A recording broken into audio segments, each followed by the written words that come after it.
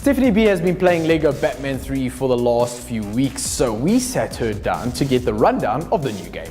Hi, my name is Stephanie B and I am from 5FM. It is awesome to be chatting to you again. I am currently playing another one of the games in the Lego series. This one is Lego Batman 3 Beyond Gotham. Batman and Robin, they team up with the Justice League and the Lantern Corps to prevent the evil villain guy called Brainiac.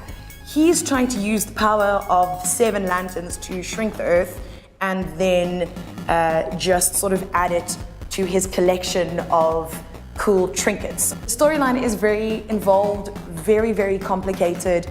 I find myself maybe jumping around quite often, and sometimes I have to go and Google when I've gone onto a new level. Okay, what does this level mean? Where am I? Like, who are these characters? What am I doing?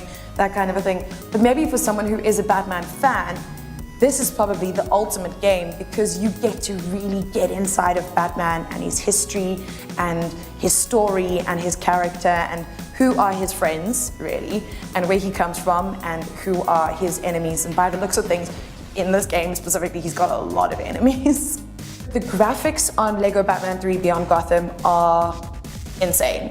I am playing it on a PS4, so obviously that is next gen, so I am playing it on an awesome console, which obviously helps.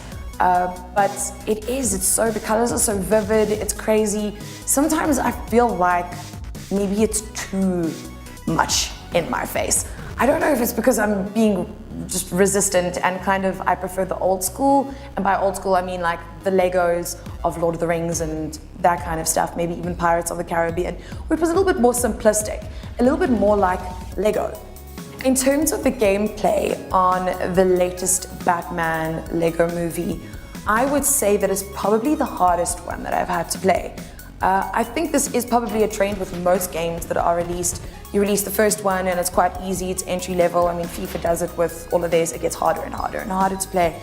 So this one I feel like it's definitely the hardest I've played. I can't see a young child being able to figure out some of the puzzles that you have to do to get through a level.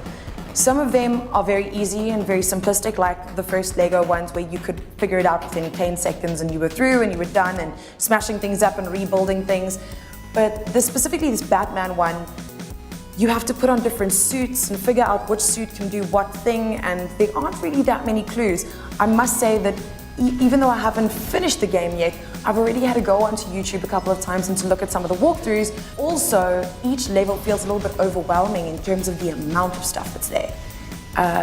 The amount of characters that are there. There's 150 playable characters in this latest game, and it feels a bit like they've doubled up on everything. Characters, collectibles, the hidden secrets and everything. Everything is just a lot. It's just, there's a lot of everything.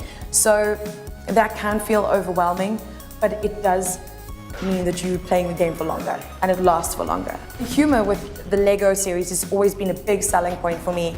The humor in this latest one has taken a bit of a different turn to the other movies. I thought The Lord of the Rings, The Hobbit did the humor perfectly. Even Marvel, that was amazing. The humor was so well done there as well. But this one seems a little bit depressing, and I don't know why. I don't know maybe who the writers were. The voiceovers are amazing. The voices are fantastic. I think they put a lot of money and effort into finding the right voice actors and getting that kind of stuff done well. The music is amazing, the soundtrack is just fantastic, but the humor is very dark. Sometimes Batman seems a bit depressed. So Lego Batman 3 Beyond Gotham is really difficult to rate in my opinion, because I think I've played most of the Lego games by now, and after everything that I've said, taking into account the fact that they've doubled up on pretty much everything, the collectibles, the players, the characters, the fact that it's a little bit hard to get through some levels, and that it isn't necessarily going to be the easiest game to play if you don't know the Batman story. It can seem a little bit confusing and all over the place. On the other hand, the graphics are amazing, the music is amazing, the voiceovers and the work that they put into that is amazing. I am going to give it a good old 70 out of 100. I feel like that's fair. I think like that's a fair evaluation of the new game.